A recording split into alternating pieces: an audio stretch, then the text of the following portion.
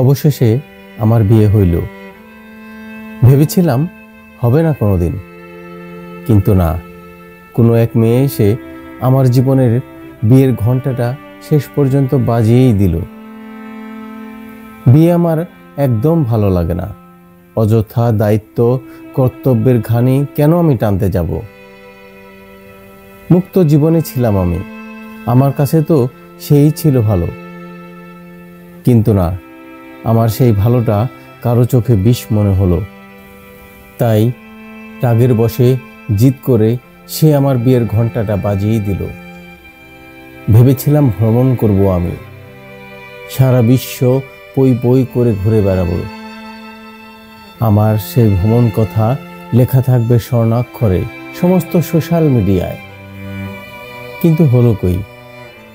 এখনো আমি ঘুরি, তবে বাজার টু বাড়ি, কখনো বা বাড়ি টু শ্বশুর বাড়ি। শ্বশুর শাশুড়ি বলে আমি নাকি অকর্মণ্য, কারণ আমি নাকি কোনো কাজ করি না।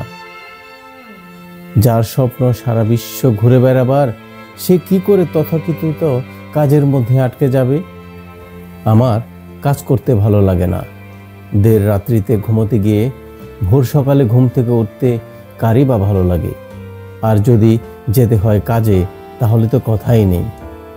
সেখানেও ভর করবে দায়িত্ব ও কর্তব্য। আগেই বলেছি, দায়িত্ব কর্তব্য আমার একদমই ভালো লাগে না। আমি আমার জীবনটাকে শুধুমাত্র উপভোগ করতে চাই, আর আমি সেটা করতে চাই আমার নিজের মতন করে। আমার এই আমিত্বটাকে আমি অন্য কারো সাথে ভাগ করতে চাই না। এতদিন তো শুধু শ্বশুর শাশুড়ি বলতো, আর এখন আমার মা বাবাও তাদের সাথে যোগ দিয়েছে। তারাও আমাকে বলছে আমার নাকি দায়িত্ব নিতে হবে, আমি নাকি পুরুষ, পুরুষদের নাকি এটাই ধর্ম, সংসার চালানোই নাকি তাদের দায়িত্ব, পরিবারের সবার জন্যই নাকি তাদের কাজ করতে হবে। উত্তরে আমি কিছুই বলিনি। ছোটবেলা থেকেই শুনেছি সংসারে নাকি মায়েদের অবদানই সবচেয়ে বেশি। কখনো তো শুনিনি সংসারে বাবাদের অবদান আছে। বাবারাও যে নিজে না খেয়ে পরিবারের সবার মুখে খাবার তুলে দেয়, সে কথা কিন্তু কেউ বলে না। বাবাকে নিয়ে খুব বেশি কবিতাও লেখা হয় না। বাবা দিবসে একটু ফুল কিনে বাবাকে উপহার দিতে ছেলেদের মধ্যে কোনো উৎসাহই দেখা যায় না। জন্মদিনে মায়েদের জন্য একটি শাড়ি থাকলেও খুব কম বাবাদের ভাগ্যেই একটি শার্ট জোটে। তবুও বাবারা হাসে। সংসারের প্রতিটা মানুষ যখন হাসে, ঠিক তখনই বাবারাও হাসে। সংসারের প্রতিটা সদস্যদের মাঝেই যে বাবারা সুখ খুঁজে পান। এভাবেই একদিন সংসারের চাপের কাছে বাবারা হারিয়ে যায়।